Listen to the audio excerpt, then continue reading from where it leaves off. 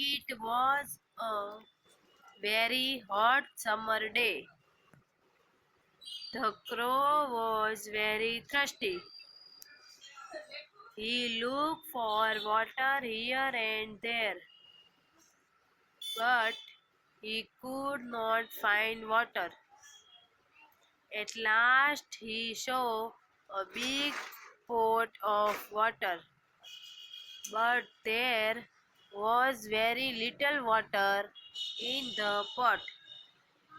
The crow could not reach the water.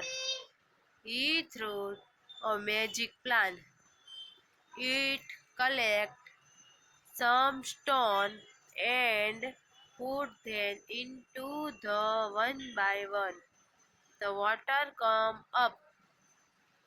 The crow drank the water and flew away happily.